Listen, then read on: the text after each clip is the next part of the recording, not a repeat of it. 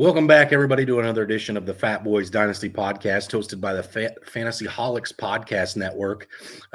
You can again find this on YouTube. We're live currently, streaming on YouTube. If you want to go back and rewatch and see what these ugly faces look like as we're spewing out the stuff that you guys may agree or disagree with, you can find us live on the YouTube channel. Also, the link is on the Facebook page. So make sure you're going and checking that out, giving us a thumbs up, giving us a like. Letting us know that you enjoy staring at our pretty bearded faces every week. So, Brant, I know today and this week has kind of been the beginning of the, legal tampering period officially tomorrow. Today is obviously Tuesday, March 14th. Obviously, tomorrow, these guys can actually start signing their deals and be official. We have had some big trades go down, or some trades go down, I guess some bigger than others. A lot of big trades still left to fall where the dominoes haven't maybe landed exactly where we expect them to. And obviously some big names that have agreed to terms, but, haven't officially put pen to paper until tomorrow. But, you and I did both agree that we were going to touch maybe a couple of those things that fell to the teams we're talking about this week. But we're going to do a free agent recap for fantasy relevancy next week, especially with the dynasty landscape. So you won't hear us get into that a whole lot here this week. We're going to wrap up this divisional breakdown where we have the teams from the North divisions this week. The one thing I want to say is free agency has been fun to this point, for sure. Definitely a lot of moving pieces, some names going other places. Like, I want to bring this one up because I'm sure it's near and dear to your heart, but Rashad Penny getting another shot with another bird in the Philadelphia Eagles. Like, it's a move that a lot of people that won't mean anything to, but to you that means something. So, and all the Rashad Penny and Kenneth Gainwell owners and Dynasty, of course, as well. Yeah, and I'm gonna touch on that real quick. This is kind of what we're gonna do next week. We're gonna talk about a guy. Penny going there, I think, is a good thing for him, like you said. And I mean, he was a great back when he was healthy, and we'll break into some more details of how good he actually was when healthy next week. I know there's going to be a lot of names to be brought up, so we'll be getting a lot of notes in. As for today, we're going to break down these North divisions, and you and me both went, and really, these North divisions don't have a whole lot of question marks, really. They have question marks, but they haven't answered them yet. And so this one might be one of our quicker ones as it is. But I'm going to dive straight in, and I'm going to dive straight head first into the shallow end, and I'm going right after the Green Bay Packers. They're all over your networks. They're all over whatever you're watching right now. And a tweet just came out from Pat McAfee. Aaron Rodgers will be live on his podcast tomorrow at 12. Don't know if he's actually going to give us the information on what's going to go on with him or anything else, but it's leaning towards the Jets. That was my first question mark with Green Bay. I did my notes this morning or late last night, actually. And are they going to trade Rodgers? Are they going to cut Rodgers? Obviously, they're not going to cut him, but are they going to trade Rodgers? They're going to start Rodgers. That's the biggest question mark there in Green Bay. The next one is, if you move on from Rodgers, do you trust Love? There's your two biggest question marks. With the way they've been active, they reconstructed Aaron Jones to free up some cap space. They're losing a lot though. They're losing Tanyan, Lewis, Lazard just signed with the Jets, so he is officially lost. Randall Cobb, 2 tight ends, 2 wide receivers from that team, veteran-wise, is a big, big loss. Then they lost Amos on the defensive side of the ball. So they are losing some big names. They do have $24 million to mess around with in cap space and 10 draft picks, including the 15th overall. As of right now, we'll see what else they may be able to add. I really think they need to beef up the offensive line a little bit. I think with Love, they're going to have to be. I am going to approach this as if I think Rodgers is gone. With Love, I think they lean on Dillon and Jones a lot more. They do have Christian Watson still in town, which he made a significant jumps. Romeo Doubs, but what will Doubs look like without Rodgers if he does leave? We saw how good he was with Rodgers, but we know how good Rodgers can make people. So really, the biggest hit for them. They do have 4 picks in the first 4 rounds. Like I said, they also added the 15th overall pick is what I've already said. But biggest needs is they got to know what the heck is going on with Rodgers. After we see what's going on with Rodgers, then we can be able to actually see what Green Bay needs. We know they need a wide receiver, but that's been like 12 years they've been trying to add some weapons for Rodgers, and they continue not to add them. So maybe they'll add a couple more weapons on the outside. Like I said, I absolutely love Christian Watson. I know you do too. So as for Green Bay, let's see what they do with Rodgers, and then we can really dive in a little deeper with that team. The defense, they at times was great. At times they were a little questionable. So maybe they need to add some more veteran presence there to keep the consistency up. But Green Bay is a huge question mark, and it's all centered around one person. And I guarantee he's soaking all this in now. He had all that darkness. Now he's soaking in all that spotlight. Yeah, absolutely, Brent. I think that's a pretty good take on Green Bay. The one thing I'll add is I absolutely think that Jordan Love's ready. I mean, he's sat behind, like him, love him, hate him, dislike him, whatever. His antics are a little questionable at times. He's only won one Super Bowl, whatever. Rodgers is still one of the greater quarterbacks of the last, decade and a half, and is really the last one of that Peyton Manning, Roethlisberger, Drew Brees, Tom Brady group left playing. And excuse me, I think, that's been very beneficial for Jordan Love. I think Jordan Love looked good in the game time he got last year. And I'm absolutely expecting him to hit the ground running. Now, the one thing that I will say that I think is a lot of people are sleeping on a little bit is, and I haven't heard it talked about much, but there's rumors that, obviously the Jets are going to give up picks to get him. But what happens if Zach Wilson goes back in this trade? I mean, that's not something that's been talked about, but it's something that you could see potentially happen. And maybe Green Bay says, hey, yeah, that's, what, we think we have something in Jordan Love, but let's have a quarterback competition between the couple of young guys, one that hasn't really gotten a shot yet and one that, kind of almost lost his shot. Maybe that's the reason they're going after Rodgers, obviously. So it'd definitely be interesting to see, what the offense looks like under Jordan Love or, whatever else may happen. But obviously, Rodgers leaving, I don't think I'm going to put any of the Green Bay Packers still as a top 30 pass catcher. Probably we'll look at that more as the draft plays out and things start shaking down to their final spots. But, as much as I do love Christian Watson, I've made some big trades to go get him. I'm still not sure I'm comfortable putting him as a top 30 guy with Jordan Love. Now, I will tell you for super flex purposes, Jordan Love skyrockets up in trade value, obviously, the moment this trade gets announced. I think there's obviously some trade value there right now, too, but it's a gamble at this point. So you might be able to, maybe go out and trade a second-round rookie pick and a super flex to get a guy like Jordan Love if somebody's worried that Rodgers is going to end up coming back or whatever. But if Rodgers leaves, that second turns into a mid to late first rookie pick without Love ever having much time under his belt as a starter. So something to be mindful of there. I'm going to move straight along into another NFC North team here in the Detroit Lions. Another team that's like super up and coming. You and I talked about this the other day. We kind of think teams are going to jockey a little bit in that division for place. And I think Detroit's a team that's going to be challenging for the NFC North title for years to come. They have roughly $20 million available in salary cap space right now. And they do have some pieces on the offense and defense moving. Obviously, the biggest piece being Jamal Williams. Huge amount of touchdowns with them last year. Broke Barry Sanders' single season touchdown record with the franchise. And then they're also losing DJ Chark. On the defensive side of the ball, it's Michael Brockers and Mike Hughes.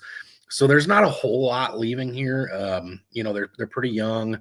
They have significant amount of draft capital. They have 9 total picks, 5 of which are inside the top 81 picks, 2 in the first and pick number 6 and pick number 18.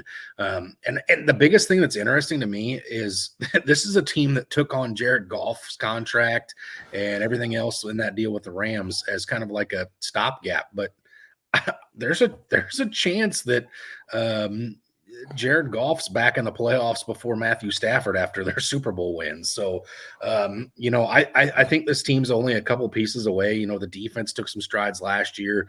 They have made some signings on that defensive side of the ball this year already. They've gotten a couple cornerbacks. Again, we're gonna touch more on that next week, so I don't want to spend too much time on it. But this team's a solid defense away from contending in that division and making splashes at the playoffs. And I'm going to go ahead and say it, Brant. 2 first-round picks on this team. They're letting Jamal Williams leave. Bijan Robinson to the Detroit Lions may be something that I may start sparking a fire in. I think that could be so much fun.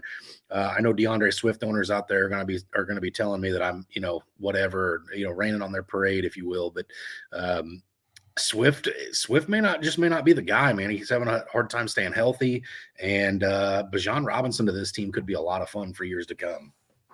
Yeah, I think Swift is the guy. I just don't know if he's the guy in that system. We've seen him banged up way too much. A change of scenery could do him very, very well, or maybe actually, put somebody there that really does push him. We know Jamal Williams, pushing him for touchdowns, but I mean, maybe he needs a guy with a similar skill set that's going to push him a little more. Detroit, I said last year that I absolutely love Detroit, and I thought they were going to win the division last year. I didn't expect Minnesota to turn it on so well, just like they didn't do in the playoffs. But that's different conversation for later. But Detroit, I absolutely love it. Loss. I don't think they're going to sweat it too much with Williamson coming back from injury. We saw a little bit of game action with him last year, and he should be fully back to 100% healthy and ready to go and fill that DJ Chark void very nicely. Detroit's a team that I'm absolutely excited to watch at the draft and see what they do. I want to know if they're going to add that running back piece or if they're going to fulfill the rest of that defense. Detroit, I think, has a good shot at contending in the NFC North. I'm not going to say they're going to contend for a Super Bowl yet, but I believe you're right there with that, where Jared Goff makes it into the playoffs before Stafford. And now I'm going to jump into the Minnesota Vikings. They do have a lot of losses, so I'm going to have to look down here at my note. Some of their biggest losses on offense as of right now is Adam Thielen. They cut Irv Smith. I know they did add TJ Hawkinson, but Irv Smith is still a big loss in my mind. Madison, and I did have Bradbury written down, but let me double check that. I believe yes, Garrett Bradbury, the center, will be back. So they will not lose him. So they are not losing their center and quarterback connection, which is a great thing. Originally, I did have that written down, but today they restructured him. They did restructure. They re-signed him and restructured Kirk Cousins to free up upwards of $6 million in cap room they have now. So they do have a little bit of cap space to mess with. They only have 5 draft picks. And in my mind, you have Justin Jefferson, and you got Justin Jefferson and Dalvin Cook. I'm sorry, I don't believe in the Kirk Cousins hype train that some people like to throw out there. I know he does have some good games and everything else. And then what was it, Jalen Reagor, I think they added last season. So the offense is definitely going to need some work. They're going to need a number 2 wide receiver. You can't expect Justin Jefferson to go out there and completely ball out every single night. We saw that when he gets blanketed. He does have a little bit of trouble, as any wide receiver in the NFL will. As for their defense, they lost Patterson. He has moved on and signed with a team that I'll hit on a little bit later. And Eric Kendricks have both moved on. I believe they both have actually signed with a new team. Mm-hmm. So we do know they're not coming back. So there's going to be some big changes in the NFC North. Green Bay struggling with their answers, and Minnesota with a lot of changes. So, like I said, it'll be interesting to see what the Vikings do with just a little bit of cap room and just the only 5 picks. So I think they have to add a wide receiver too. I think that's one of the biggest things, and they really need to get that defense going again, and maybe get back to what they did best and run Cook and then somehow get Madison back and really split that backfield up so to avoid injuries. But Minnesota's a team that I think they're on the downward spiral. With what they're doing here, I don't see them trending upwards or maintaining. Really, I think they're losing a lot of big pieces and not making a whole lot of moves right now. Yeah, I think Brant, maybe they already have the guy for wide receiver 2 in KJ Osborne. KJ Osborne did come on a little bit towards the end of the season. I think that's part of the reason they were so comfortable in allowing Adam Thielen to be a cap cut. Is because of how good KJ Osborne did look down the stretch. So it'll be interesting to see if he's able to pick up the pieces and keep going with where he left off there and continue to build on his trust and established rapport he's got with Kirk Cousins, and see if he can solidify that wide receiver 2 role. And there's a lot of value there in that wide receiver 2 role in Minnesota. We've seen it for years, back when it was, Justin Jefferson's rookie year to now. It's that number 2 still been valuable in that offense. So, Moving along to probably the busiest team in all of the offseason, wrapping up the NFC North in the Chicago Bears.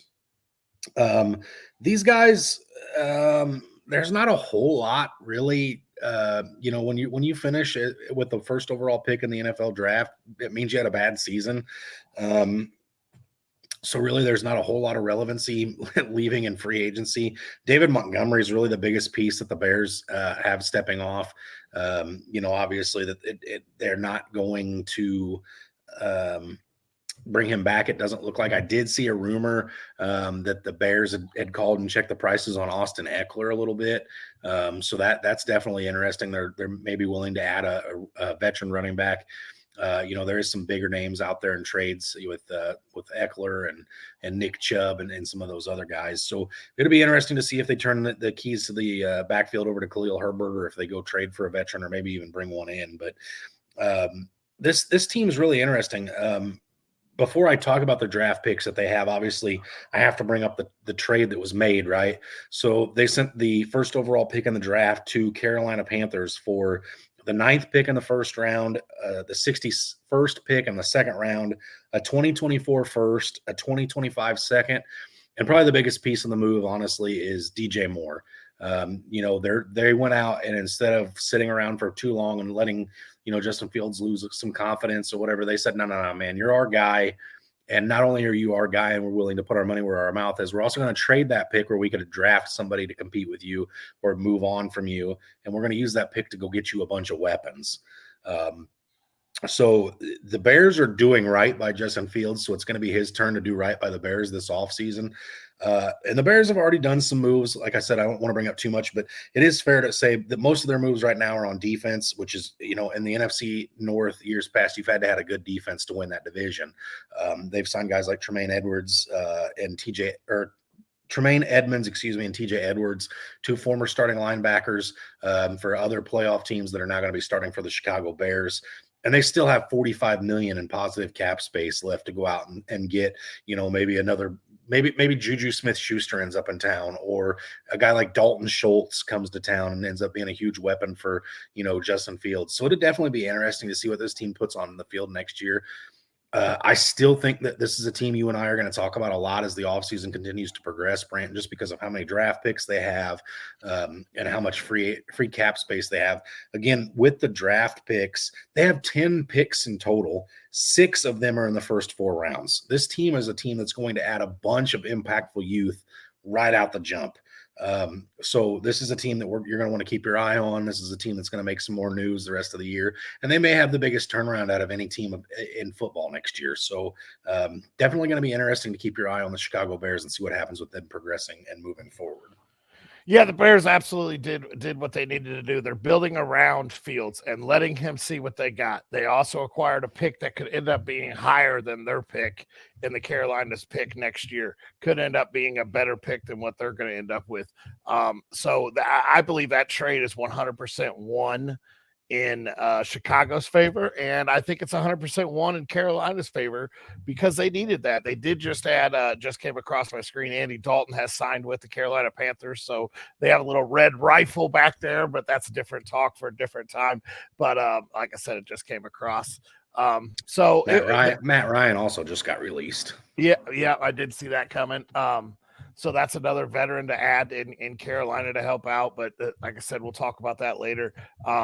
But yeah, the Bears are doing exactly what they need to do. They're saying, hey, you're our guy. We trust you. Let's see what you can do. And maybe we have a pick to replace you if we really need to, but we're not going to replace you just yet. So I absolutely love what the Bears have done. So let's move into Cleveland, or into the AFC North, into the Cleveland Browns, who are losing Kareem Hunt, Dearness Johnson, possibly Nick Chubb, being on the trade block, what does that leave in their backfield? Not a whole lot.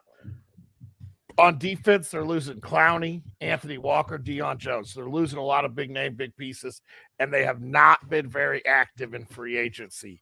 They've added a few names, but not very many impactful names. They have 0 first-round draft picks. They invested the house in Deshaun Watson. They do still have Amari Cooper there. Peoples-Jones is still there. David Bell is still there. They have the pieces on offense to be an impactful offense. They also still have one of the best offensive line because I do not believe they missed too many going to free agency. They have 8 draft picks and $22 million to finagle with. But in order to compete in that division with Cincy and Baltimore, you better put up some points. And I do still put Baltimore there because I still believe Lamar Jackson stays around. We'll see that if that holds true. But Cleveland's got to do something in order to stay competitive in that division. I know they weren't competitive this year, but they also didn't have Deshaun Watson. And as of right now, they're trending into trying to turn into the Houston Texans and make Deshaun Watson do everything by himself right now. Yeah, Cleveland Browns, that was just so bad for football last year. Just really, I mean, Jacoby Brissett came in there and did an okay job. But Deshaun Watson looked miserable when he got back under center, just like super rusty. So it's definitely going to be interesting to see if he can shake some of that off and get back to his past glories this year, this coming season. And I'm not sure how that happens if you get rid of Hunt and Chubb and your run game takes a step back. And I'm just not sure what that's going to look like next year moving forward. So it'll be interesting to see. And the thing is, I think Cleveland's going to have to do something pretty big to stay with pace with the Bengals and the Ravens. And I don't expect the Steelers to stay down for long. That's why the Browns have been the laughing stock of this conference for a long while, is because of stuff like this. But anyway, moving right along. Let's go to the other team in Ohio here and stick with the Cincinnati Bengals. They currently have about 27 million in cap space, give or take. Their free agents that they have going out the door right now: Hayden Hurst, Samaje Perine, who did sign today with the Denver Broncos. So that leaves some question marks with the whole Joe Mixon saga. What's that going to look like next year? I still don't think Joe Mixon's a Bengal start training camp next year. I just think he ends up being cut due to all the offseason stuff that's happening with him right now. But we'll wait and see on that one. On the defensive side of the ball, they're losing Eli Apple, Trey Flowers, Von Bell, and Jesse Bates, superstar Pro Bowl safety there, along with really those are 4 starters from their defensive team, the team that's had them in the Super Bowl 2 years ago, and a team that had them banging around in the AFC last year. So, big subtractions for their defense. So it'll be really interesting to see what they do, because they don't have any extra picks. They have 7 total draft picks. So, they can't miss on these if they want to stay relevant. They're going to have to hit some of these guys simply due to the fact that they're losing so many starters on defense. And then again, the potentiality of not having, Chris Evans, is that going to be your starting running back next year in Cincinnati? We'll see. So it'll be interesting to see how the offseason unfolds for the Bengals. They're going to have to be pretty active in order to stay where they've been. Yeah, that line's going to have to stay healthy in order to keep that offense ticking. And like you said, it's the defense is the question mark on that team right now. And they're going to have to make some splash, either some splash in free agency, or they're going to have to make some splash trades or something. But they've got to get that defense to continue to play at the level it has been. I'm going to jump into another young team that you just hit on. In my mind, they have a nice young offense, and that's the Pittsburgh Steelers. They lost Cam Sutton and Terrell Edmonds on their defense. And then on offense, they lost Mason Rudolph and Benny Snell. Not a whole lot of big losses there. Pittsburgh, in my mind, they're $7 million under the cap, so they have a little bit of money. They have 7 draft picks, but here's where they have to focus on. They have a young core already. You've got Pickett, you got Pickens, you got Freiermuth, you got Najee Harris. You have that young core on offense. You got to get that line bolstered a little bit so you can actually use that young core and not make Pickett run for his life. As for the defense, honestly, I'm not even sure how Pittsburgh does it. They throw people out there on the field, and somehow that defense is a top 5 defense. Half the time, I have no idea how. I expect that trend to continue as long as they have the same coach moving forward. So I don't know if they really need to add a whole lot on that defense. I mean, it would be nice to add some big name stars, but that offense, you've got to get that line going. If you don't get that line going, then this young core is just wasting their talent away now. And that's the biggest thing I have for Pittsburgh is you've got to get that line bolstered up because you've got to get them some help. Yeah, from a fantasy standpoint, I'd love to see Najee get going again, and that's going to have to come through that offensive line. I mean, as talented as Najee is, when he's getting hit 2 yards behind the line of scrimmage every play, it's just not going to work. I think Pittsburgh's success we saw in the past. Pound the ball, run that ball 400 times, get yourself another running back with Najee, run that ball 400 times a year, and let your defense hold you. That was your strong point, or early 2000s. Yes, that's how you have to stay relevant with the Pittsburgh, and I think that's the way your team is built. They still have the same head coach from those successful glory days, so yeah, it makes sense. Let's tie a bow on this whole episode with the last team in the AFC North, and also the one with probably the biggest question mark of all of the offseason here in the Baltimore Ravens. Currently sitting around $11 million in free cap space. Some big offensive guys leaving: Kenyon Drake, Justice Hill, Tyler Huntley, Juwan Johnson, Sammy Watkins, Demarcus Robinson. So a complement of weapons that Lamar Jackson had. Oh, and by the way, Lamar Jackson's backup. On defense, Calais Campbell was a cut. Marcus Peters, Kyle Fuller, Trayvon Mullen, Jason Pierre-Paul. Those guys are all gone. So also some pretty good names off of the defensive side of the ball. Problem is, Brant, they have 5 total draft picks. There's not much there. There's not much this team's going to do. And let me just say that I do think the Ravens were intelligent the way they played the Lamar situation. Obviously, as I'm sitting here, working a 9 to 5, if you will, type of a job, it's easy for me to say to go ahead and just pay Lamar what he wants to be relevant, right? But when you got a guy like Daniel Jones making $40 million a year, what's 55 guaranteed to a guy like Lamar Jackson? I don't know. That's just my 2 cents. Again, not my money, so it's easy for me to spend it. But with the non-exclusive tag that the Ravens put on Lamar Jackson, they're making other teams go out and do the dirty work. And, the Atlanta Falcons were a team that were mentioned a lot early on about going after Lamar if this happened. Here's the problem, though. If you put an offer sheet out there for Lamar and say you make it for $52 million a year, that's $52 million that you can't spend in free agency. You're stuck holding on to that offer sheet until the Ravens either decide, yeah, we're not going to match it, we'll take your 2 firsts, or, oh, thanks for showing your cards, we're going to go ahead and sign it now that all the other quarterbacks are off the table, and you can be stuck holding your spoiled milk cup. So again, it's smart for Baltimore. And if some team does come out and throw like some just ludicrous number out, then Baltimore goes, man, how bad would our franchise look if we would have matched that? But look, we got 2 shiny first-round draft picks out of it. It's a no-lose for them. The problem is if no team comes out and negotiates with Lamar and Lamar says, I'm not signing the tag, I just won't play this year. Because Baltimore is also going to find themselves in a similar circumstance where there's just nothing available. They don't have the draft capital to trade up to get a quarterback to replace Lamar. There's nothing available for these guys. So it's going to be really interesting to see how that plays out. Yeah, and as for Baltimore, they're sitting there, they're holding on, just waiting for the Lamar Jackson saga. They're kind of in the Green Bay saga thing here. It's just they're just kind of waiting around. I don't see Huntley leaving. I expect Huntley to be the starter next year there in Baltimore. So as for Baltimore, it's going to be a little awkward offseason for them. Like you said, they don't have very many draft picks. So I know that this is summing up our dry session of the breakdowns. So they are this sums up our divisional breakdowns, and I am so excited to get into talking about some of these free agency. And you're gonna love to hear this, but I cannot wait to talk about your Falcons and some of the ads that they had. I was expecting a lot more about Jesse Bates, but I know you're sitting there saving that for next week.